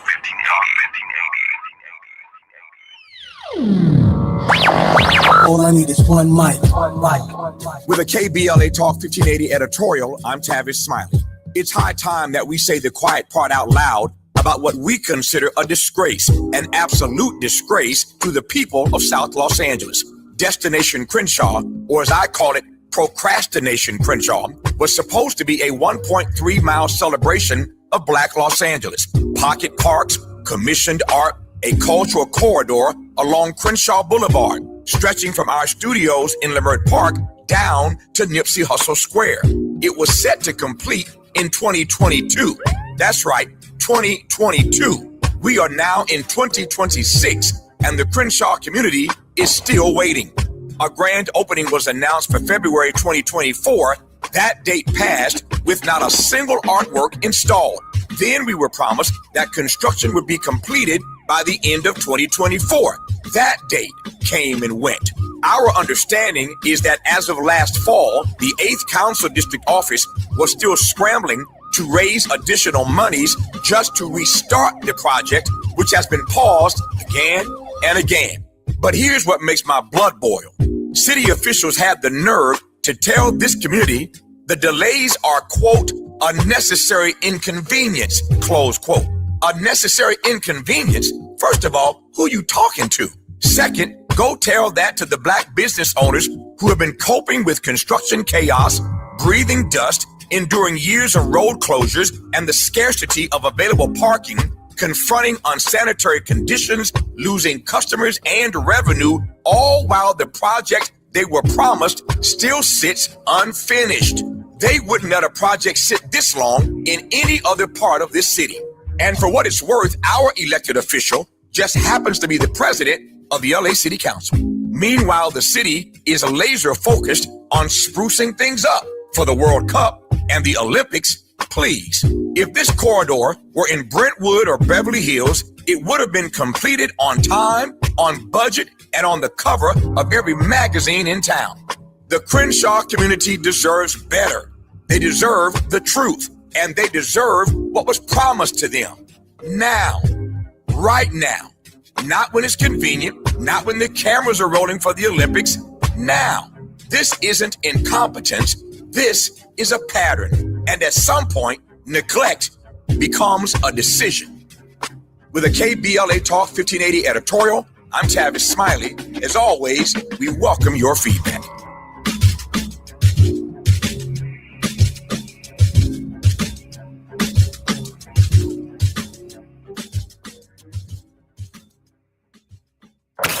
You're listening to Jesse Jackson Jr. on KBLA Talk 1580.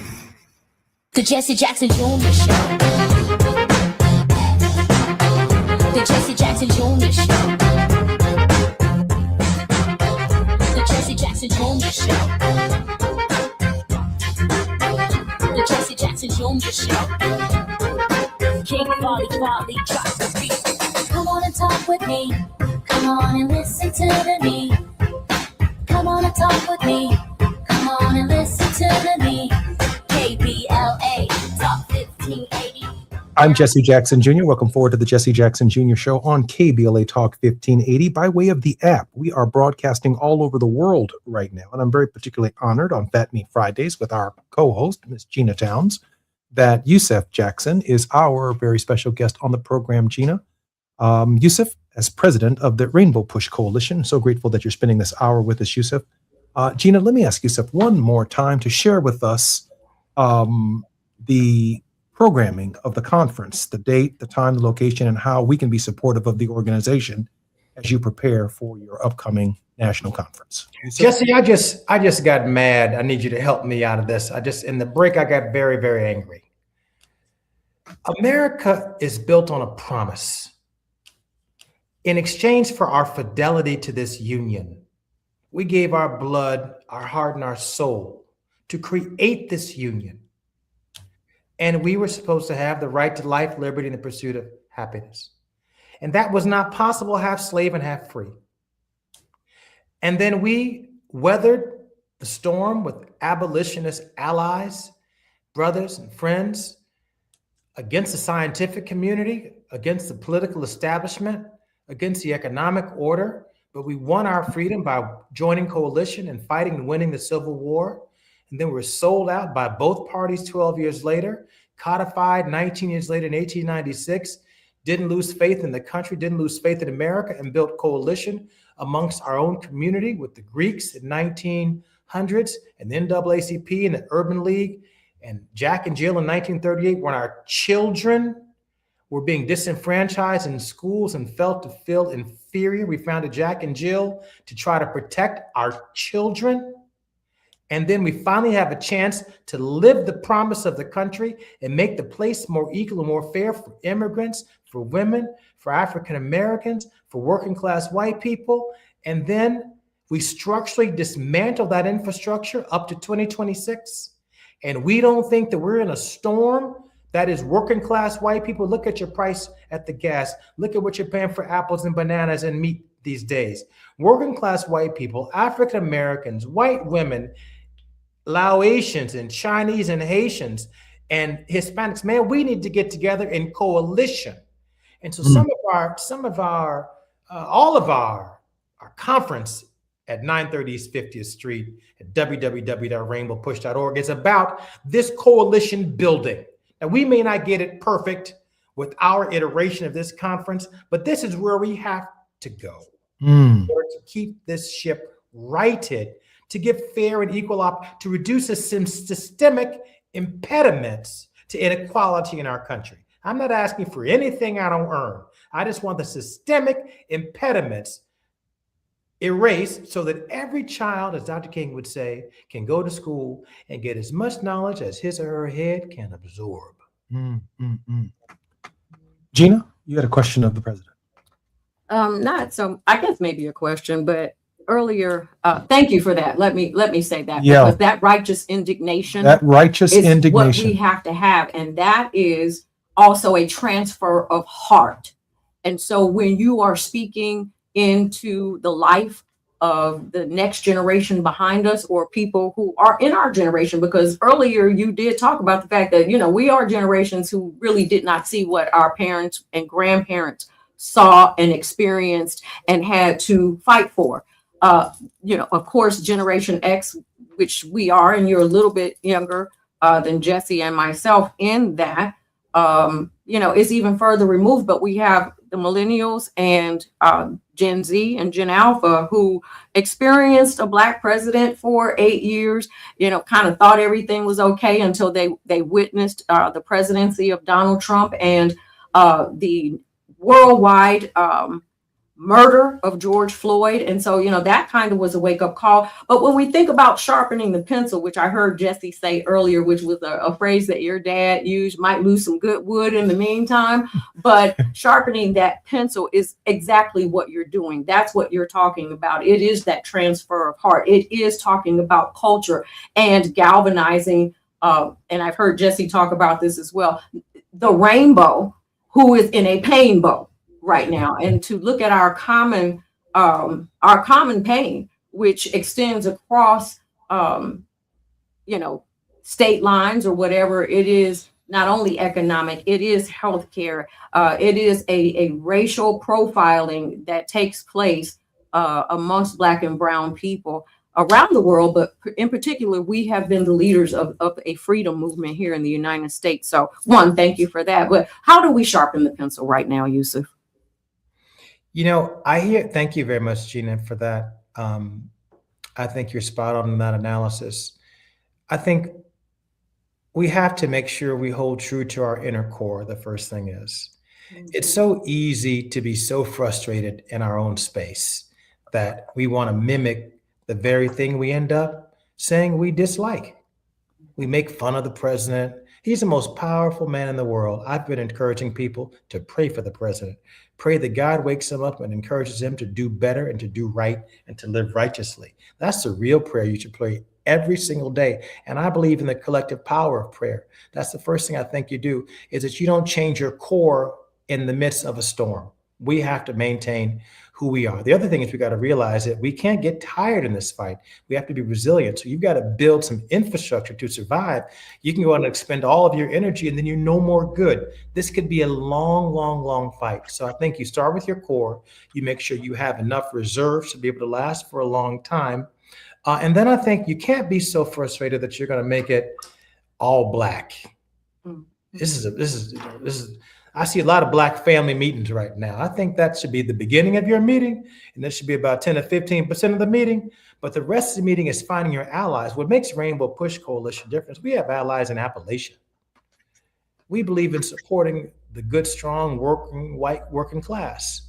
I mean, they're under pressure, and they are our natural allies economically. They're separated from us at some level by culture. But if we can find common ground, turning to each other, as my father would say, not on each other, we can make a difference for the country and for ourselves and for our families. That is the real deal here. We're being separated from our natural allies by false narratives and false isms. And I think if we were able to break those down in our own community, I see it at my Rainbow Push Saturday morning program, which I encourage to be more and more rainbow. To my African-American friends, scoot over. Make some room for some good white folks that you don't know who you may need. I keep sharing with people that we need, for example, in the state of California, all 54 electoral votes just to win the presidency of the United States. And you just can't win that out of Oakland. You just can't win that out of Los Angeles. You need some red counties. And but for these big blue cities in California, it's a red state. Yeah. But for Chicago and some South suburban communities, the state of Illinois is a red state. And so you're going to go talk to these farmers. You're going to go talk to these working class white folks. You're going to bring them into coalition around mutual economic issues that make sense. It's the only way out. It's the only way. Or we simply don't get the electoral votes necessary to get to the presidency, to get to the Congress that we need, the kind of resources that we need that American taxpayers can afford to build a more perfect union for every single American. And so I'm particularly grateful, Yusuf. Just before we have our final segment, I'm Jesse Jackson Jr., listening to the Jesse Jackson Jr. Show on KBLA Talk 1580. A couple more responses from Yusuf Jackson and his word of hope at the end of our program. More when we come back on KBLA Talk 1580.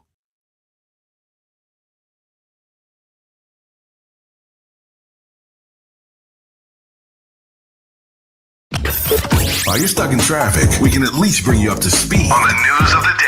You're listening to Jesse Jackson Jr. only on KBLA Talk 1580.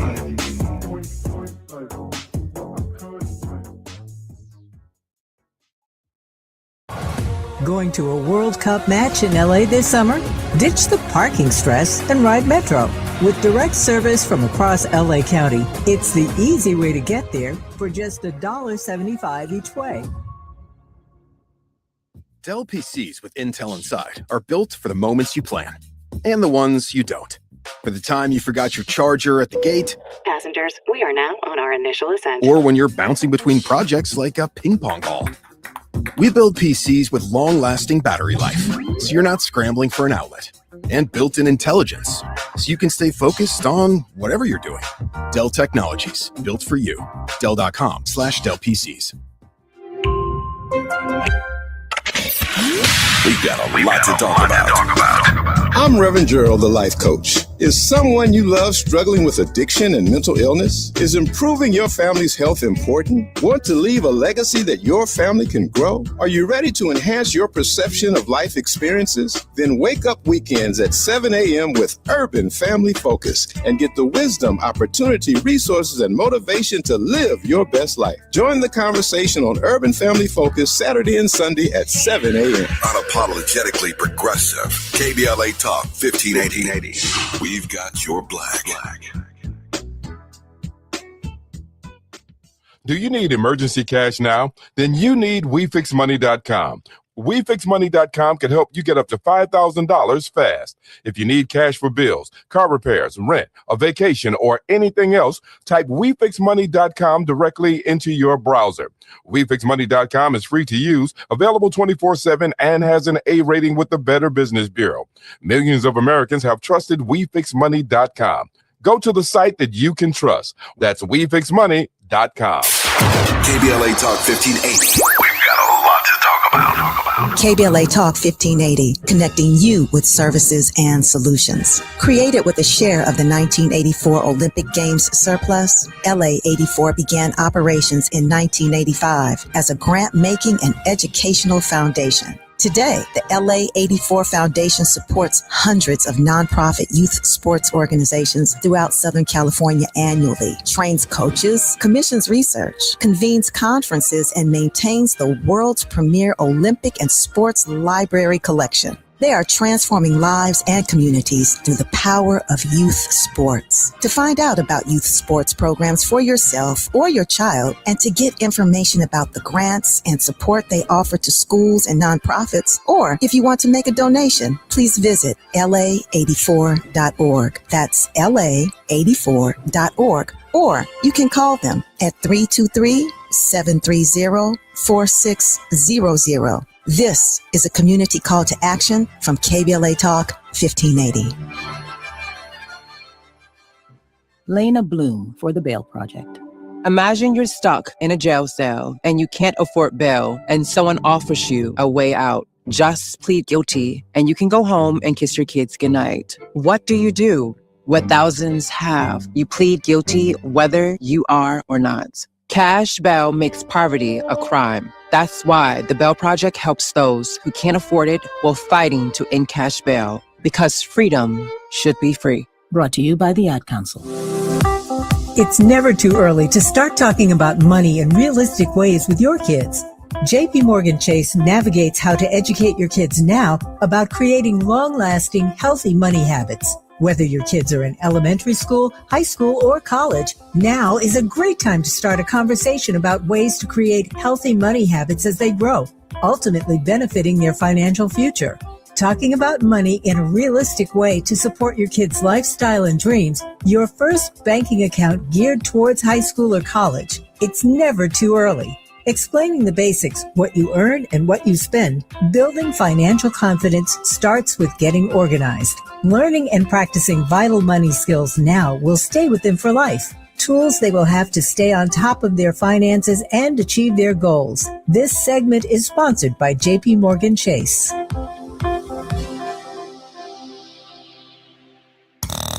Now back to more of Jesse Jackson Jr. on KBLA Talk 1580. The Jesse Jackson Jr. Show.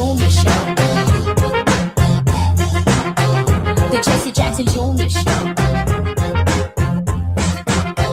The Jesse Jackson Jr. Show. The Jesse Jackson Jr. Show. King Volley, drop the beat. Come on and talk with me. Come on and listen to me. Come on and talk with me. Come on and listen to me. KBLA Talk 1580. Download the app. I'm Jesse Jackson Jr. Welcome forward to the Jesse Jackson Jr. Show on KBLA Talk 1580. It's Fat Meat Fridays with our creator, Gina Towns. And I'm particularly honored that the president and CEO of Rainbow Push Coalition is our very special guest, Yusuf Jackson. Yusuf, my younger brother, so proud of you, so proud of the work that you're doing and the clarity of your thought. Welcome forward, Yusuf, to the Jesse Jackson Jr. Show. Thank you, Jesse. I'm laughing because we have a special guest in our lobby here at the Rainbow Push Coalition, a friend of yours and a friend of mine. And it's a typical day at the Rainbow Push Coalition, which means that every day is very different. Chief Hoskins from the Cherokee Nation came in from Oklahoma today. Oh, wow.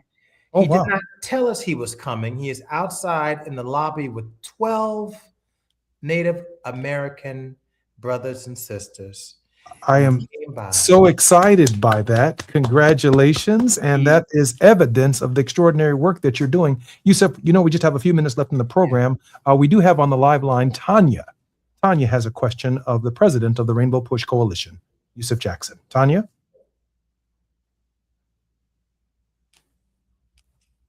Tanya, can you hear me? Okay, while we try and find out what happened to Tanya.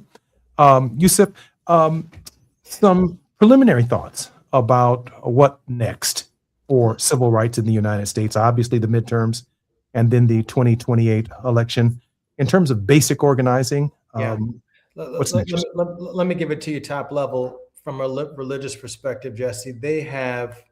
We have built a temple of legislation, of legal decisions, and community organizations. And now this administration has dismantled our temple. And we must now rebuild and make a new temple where the old one stood. And we have to learn from what we did wrong in the construction of the first one and build a new one. And that's going to take community at all levels. But I will tell you this: white working class, Native American, African American, Latino, Haitian, Laotian, if we don't hang together, they will hang us each individually. If we don't hang together, we will be hung individually. I don't think there have been more profound words said about this. Gina? Absolutely. Well, your daddy taught me that. Gina? Well, I'm absolutely excited that people are coming from every which way.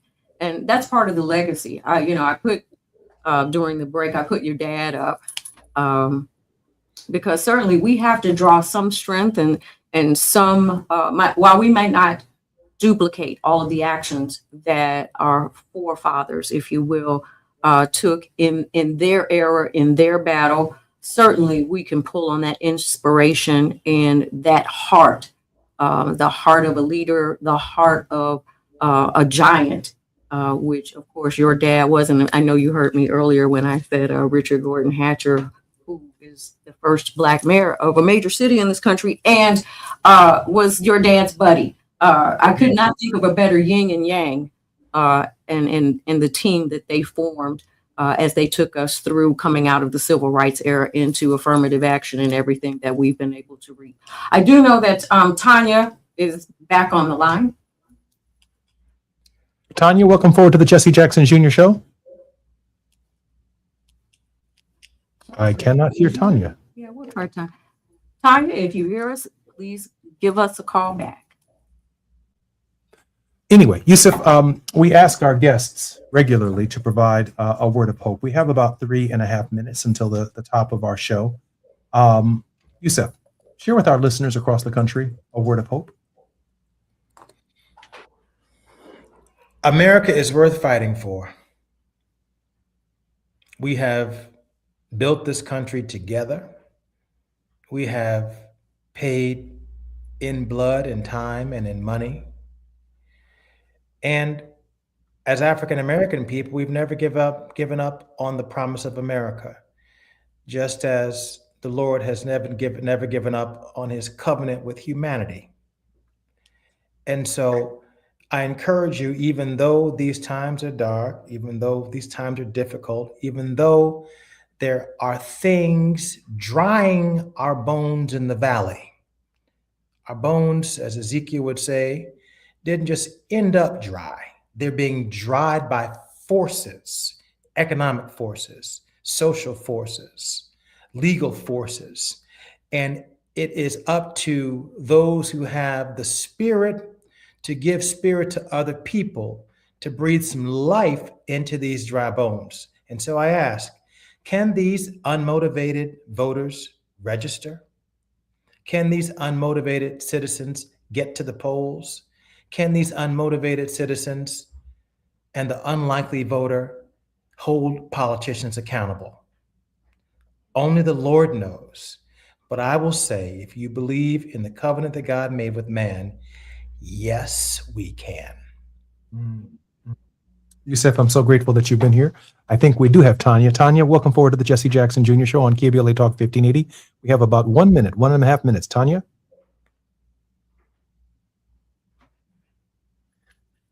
Extraordinary job.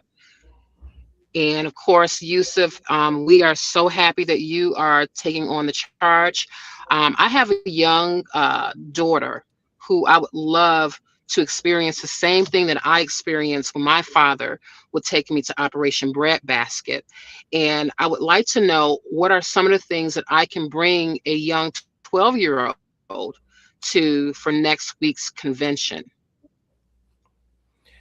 Tanya, thank you so much. Absolutely. You know, we start off on Wednesday with Youth Day. Your 12-year-old daughter will have a wonderful time.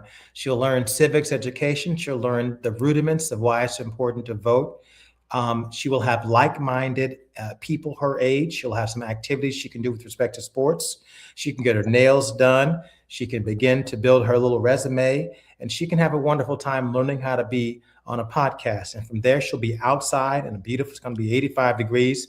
She can join our 3-point contest. She can win a pair of shoes. We'll have gift cards, restaurant cards to give away. She can take her friends out for a young lady's time under their parents' supervision to have dinner or lunch somewhere in Chicago.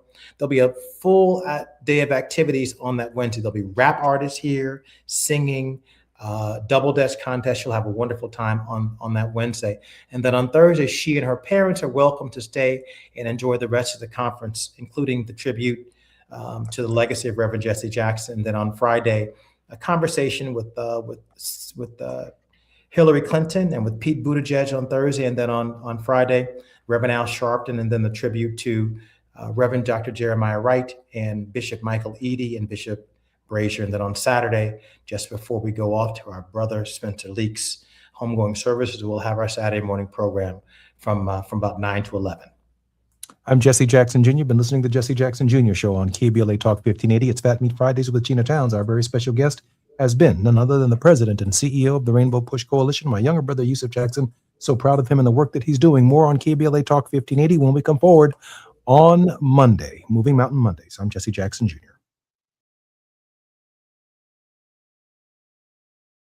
KBLA 1580 Santa Monica.